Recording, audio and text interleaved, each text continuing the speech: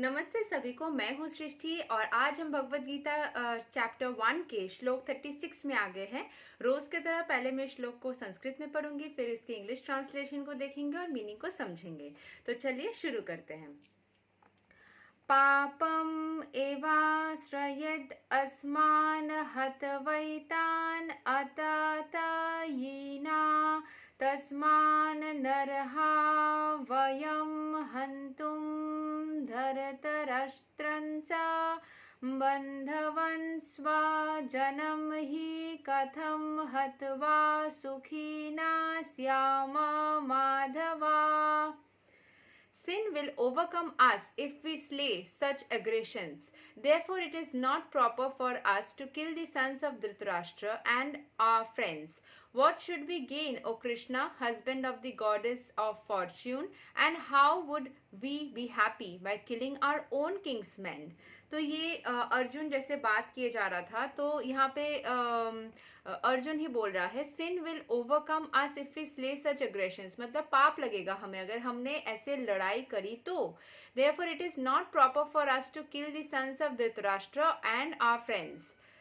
तो धृतराष्ट्र और उनके पुत्र को मारना सही नहीं होगा। उसको लग रहा था क्योंकि मारपीट या ये सब चीजें खून खराबा अच्छा नहीं होता, पाप लग सकता है, इसीलिए। What should we gain, O Krishna, husband of the goddess of fortune, and how could we be happy by killing our own king's men? तो बोल रहे हैं वो कृष्ण को कि अपने ही लोगों को मार करके कैसे हम खुश रह सकते हैं। ठीक है, ये अर्जुन के मन में जो चल रहा था वही बात वो बोल रहा है। इसके एक्सप्लेनेशन को पढ़ते हैं।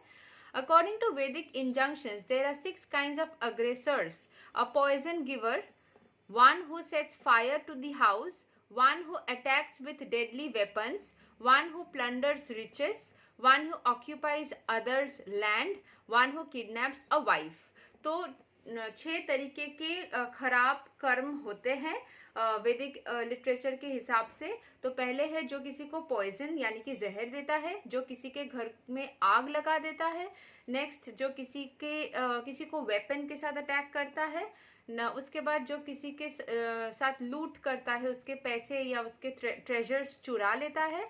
नेक्स्ट है जो दूसरे के लैंड को या ज़मीन को ऑक्यूपाई करना चाहता है। एंड छठा है जो किसी के स्त्री को अपहरण करता है।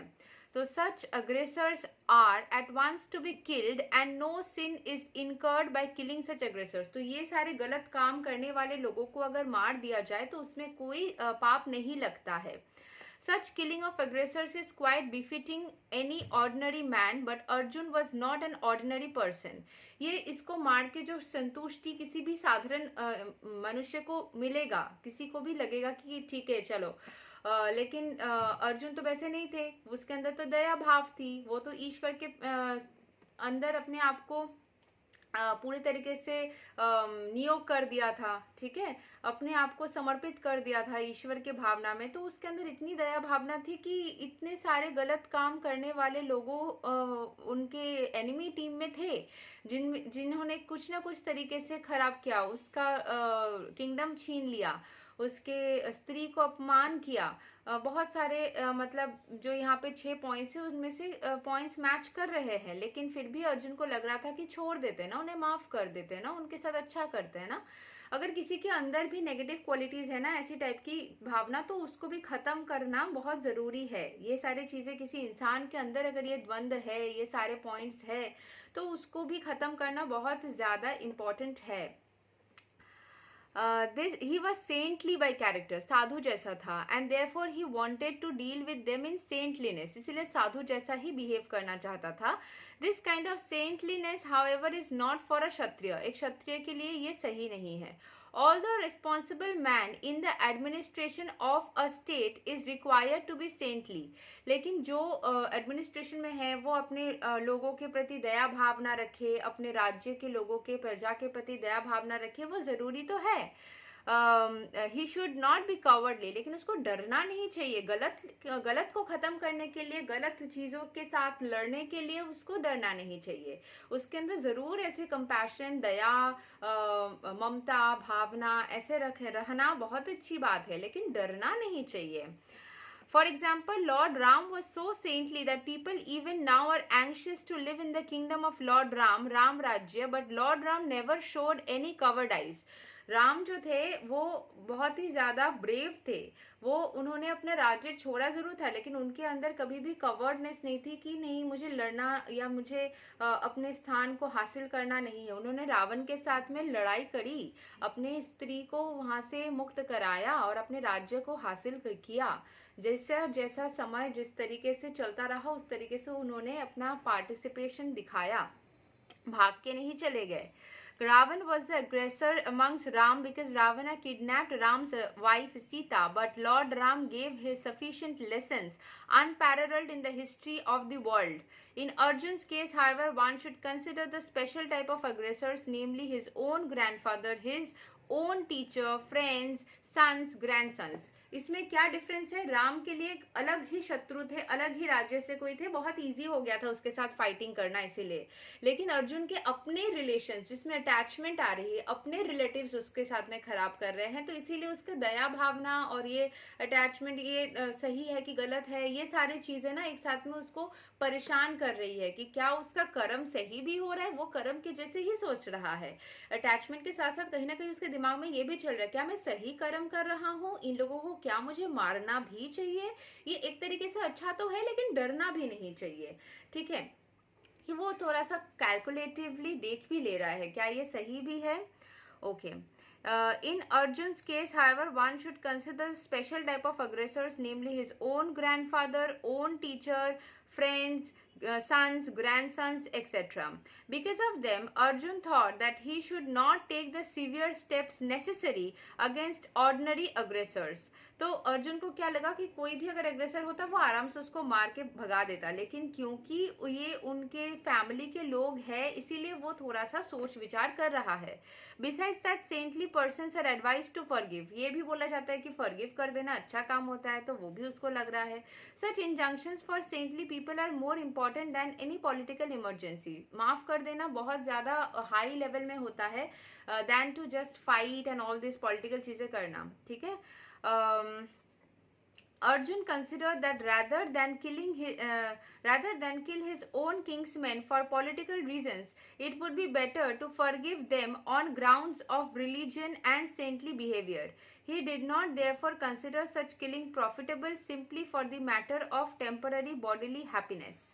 तो अर्जुन को क्या लगा था? Consider that rather than kill his own Kingsman, अपने ही लोगों को मारने के जगह फॉर पॉलिटिकल रीजंस, उसको लगा था it would be better to forgive them on grounds of religion and saintly behaviour. अच्छा होगा कि उनको माफ कर दिया जाए। ठीक है, रिलीजियस तरीके से सोच के या सेंटली तरीके से सोच के माफ कर देना शायद अच्छा होगा। He did not therefore consider such killing profitable, उसको नहीं लग रहा था कि ये टेम्पररी बॉडीली हैप्पीनेस के लिए, कुछ चीज़ें चाहने के लिए किसी को मार डालना ये शायद सही नहीं है। After all, kingdoms and pleasures derived therefrom and are not permanent. So why should we risk his life and eternal salvation by killing his own kingsmen? मतलब उसको लगा कि ये सारे किंगडम, ये सारी चीज़ें तो मायावी, मतलब मटेरियलिस्टिक चीज़ें तो बहुत ही टेम्पररी है, एक दिन चले ही जाने वाला है, तो उसके लिए मैं क्यों ही इन लोगों के और मेरे और सारे लोगों के लाइफ को रिस्क में डालूं? मुझे लड़ने की ज़रूरत ही नहीं है। मेरा जो मुक्ति है, जो मैंने इतना दिन से पुण्य कमाए हैं, वो मुझे खराब नहीं करना है, मुझे ईश्वर के साथ सम्मिलित हो जाना है, मुझे अपने सारे अच्छे कर्म को, इन लोगों को मार के अपने हाथ गंदे नहीं करना है, ये सब वो सोच रहा था। Arjun's addressing of Krishna as Madhava or the husband of goddess of fortune is also significant in this connection. He wanted to point out to Krishna that as the husband of goddess of fortune, he should not induce Arjun to take up a matter which would ultimately bring about misfortune. तो कहीं ना कहीं अर्जुन को लग रहा था कि ये सारे गलत कर्म करके उसका कर्म खराब हो जाएगा, उसको दुर्भाग्य की प्राप्ति होगी, क्योंकि कृष्ण भगवान माधव है, यानी कि गॉडेस ऑफ फॉर्चून, वो विष्णु है, तो गॉडेस ऑफ फॉर्चून यानी लक्ष्मी देवी की वो पति है, तो जो फॉर्चून के पति है वो कैसे किसी को मिसफॉर्चून के तरफ डायरेक्ट कर सकते हैं। इसीलिए बोल रहे थे मेरे कर्म को प्लीज खराब ना करे, मेरे ऊपर दुर्भाग्य की छाया ना आए, मुझे ऐसा कुछ ना करने के लिए कहे जिससे कि मेरा ही क्षति हो, मेरा कर्म खराब हो, प्लीज मुझे सही रास्ते चलने के लिए हेल्प करे। Krishna however never brings misfortune to anyone to say nothing of his devotees. तो कृष्णा इसीलिए किसी के ऊपर भी मिसफॉर्चून यानी कि दुर्भाग्य नहीं लाते हैं. अगर आप कृष्ण का हाथ पकड़ेंगे तो आपके साथ कल्याण होगा ही होगा, आपके साथ सिर्फ अच्छा होगा. शायद एक टाइम पे आपको कंफ्यूजन हो कि क्या मेरे साथ अच्छा हो रहा है, क्या मैं अच्छा कर रही हूँ, क्या मैं अच्छा कर रहा हूँ, क्या मैं सही दिशा में चल रहा हूँ. लेकिन अगर आप कृष्ण का नाम लेते हुए कोई काम करेंगे ना, आप सही दिशा में अपने आप चलते चले जाएंगे. जो आपके लिए बेस्ट होगा वही आपके साथ होगा, आप कहीं भी दिशा नहीं भटकेंगे. करके देखिए, विश्वास ईश्वर के प्रति आपको स्वयं पता चल जाएगा. आज हमने 36 श्लोक तक किया है. 37 38 क्लब किया हुआ एक श्लोक है जो हम कल सीखेंगे. तब तक के लिए हरे कृष्ण.